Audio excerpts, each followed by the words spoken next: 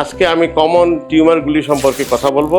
যেমন একটা common tumour হলো বডিতে আছে লাইপোমা, ছোট ছোট স্কিনের নিচে টিউমার থাকে, এটাকে লাইপোমা বলে।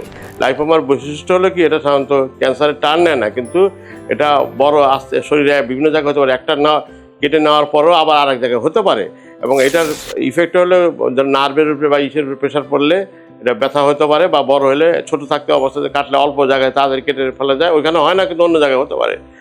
আর আরেকটা নিউরোফাইব্রোমা, এটা একটা কনজেনিটাল এক্স লিঙ্কেজ ডিজিজ। এটা সাধারণত নিউরোফাইব্রোমার ক্ষেত্রে বেশি হয় ফিফথ নার্ভের ডিস্ট্রিবিউশন, চোখের নিচ থেকে মুখের পর্যন্ত, এইখানে এই জায়গাটায় বেশি হয়, এবং অরবিটাল থেকে অনেক সময় আসে, এবং তখন অরবিটাল করে। কিন্তু এটা 28% কেসে চেঞ্জ হয় সার্কোমায়, ক্যান্সার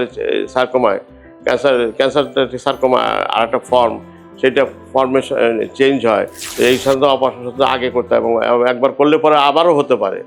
এছাড়া আরও টিউমার আছে, কতগুলি কনজেনিটাল টিউমার আছে, যেমন আপনার রক্তনালী টিউমার, ঠোঁটের টিউমার, হেমানজিওমার, নিচে ছোট হতে পারে, উপর ছোট হতে পারে। তারপর আরেকটা হলে গিয়ে পোর্টোঅ্যানেস্টেড হেমানজিওমা, এটা ফিফথ নার্ভের ডিস্ট্রিবিউশন, যেটা চোখের নিচ থেকে ঠোঁটের কর্নার পর্যন্ত এই ফেসের এই এরিয়াটা হয়।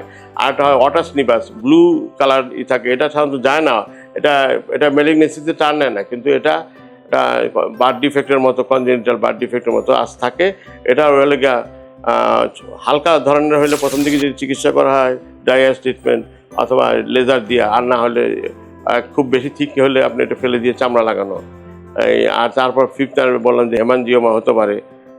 এছাড়া আরও কিছু থাকে, ক্যান্সার থাকে, যেমন স্কিনে ক্যান্সার, ফেসে যেমন যারা পান বেশি খায় তাদের দেখা যায় যে স্কোয়ামাস সেল কার্সিনোমা হয়, ক্যান্সার হয়। তারপর বেসাল সেল কার্সিনোমা, সূর্যের আলোতে বেশি গেলে ফেসে এবং কপালে থাকে, এই ক্যান্সার থাকে। এবং এই ক্যান্সারের মধ্যে বিভিন্ন ধরনের ব্যাটা থাকে। বেসাল সেল কার্সিনোমা ঠিক ওই লোকালি এটা ম্যালিগন্যান্ট, মানে করে। আর একটা হয় স্কোয়ামাস সেল, এটা একটু অ্যাগ্রেসিভ, তার চেয়ে সবচেয়ে বেশি অ্যাগ্রেসিভ মেলানোমা।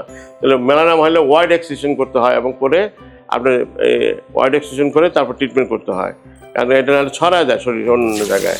আর তারপর ব্রেস্ট ক্যান্সার থাকে, ব্রেস্ট ক্যান্সারেও থাকে গ্রেড আছে। ব্রেস্ট ক্যান্সার প্রথমে ছোটো এটা টাইপ থাকে, গ্ল্যান্ডুলার টাইপ থাকে, তারপর আপনার ডাক্টাইল টাইপ থাকে। ডাক্টাইল টাইপের সবচেয়ে ডেঞ্জারাস, এটা তো তাড়াতাড়ি ছড়িয়ে যায় বেশি, এবং এতে লিম্ফ নোড এক্সিশন হতে পারে। এবং আর্লি স্টেজে আসলে আমরা ভালো ট্রিটমেন্ট দিতে পারি, এবং পরে কেমোথেরাপি এবং হরমোনাল থেরাপি, ইমিউনোথেরাপি দিয়ে রুগীকে আরও করতে পারি। এছাড়া আরও আছে ফাইব্রাস হিস্টোসার্কোমা কমন। সাধারণত আমরা প্লাস্টিক সার্জনে যারা স্কিন এবং মাসেলের মধ্যে যে টিউমারগুলি, এগুলি আমরা ডিল করি। এখন পেটের ভিতরে যদি স্টমাক ক্যান্সার হয়, সাধারণত এটা তো জেনারেল সার্জনকে যেতে হয়, বা ব্রেনের ক্যান্সারের নিউরো সার্জারি, কানের মধ্যে বা অন্য কোনো জায়গায় হলে, বা ইয়ের মধ্যে যেখানে আমরা অ্যাক্সেস নাই, সেটা ইএনটি সার্জনকে যেতে হবে।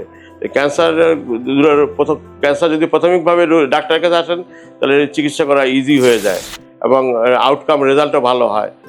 ডাক্তারের কাছে দেরি করে নিয়ে গেলে তখন কিছু করার থাকে না, কারণ ছড়িয়ে যায় ক্যান্সারটা। সেই জন্য ক্যান্সার হলে প্রাথমিকভাবেই ডাক্তার শরণাপন্ন হন রেসপেক্টিভ ডাক্তারের কাছে। তাতে স্কিন এবং মাসেলের যদি টিউমার হয়, প্লাস্টিক সার্জনের কাছে আসবেন, এবং পেটের যদি স্টমাকের ভিতরে গিয়ে জেনারেল সার্জনের কাছে যাবেন, বা লিভার সার্জারি হলে লিভারের কাছে যাবেন রেসপেক্টিভ। এটার আউটকাম যত তাড়াতাড়ি অপারেশন করাবেন বা ট্রিটমেন্ট নেবেন, তত তাড়াতাড়ি এটা ভালো হওয়ার সম্ভাবনা থাকে। পরে দেরিতে করে গেলে এটা তখন ডাক্তারের কিছু করার থাকে না। আমি আজকে আর কিছু বললাম না। আমরা সাধারণত plastic surgery, breast cancer, skin cancer, তারপরে মুখে ক্যান্সার এবং বেসাল সেল কার্সিনোমা, তারপর ফাইব্রাস হিস্টোসার্কোমা, এই সমস্ত ক্যান্সার নিয়ে আমরা ডিল করি। তো এগুলি যদি কোনো ক্যান্সার হয়, আমাদের কাছে আসবেন, আমরা যথাযথভাবে আপনাদেরকে সহযোগিতা করব। এই বলে আমি এসে বিদায় নিচ্ছি। খুদা হাফেজ, ভালো থাকুন, সুস্থ থাকুন।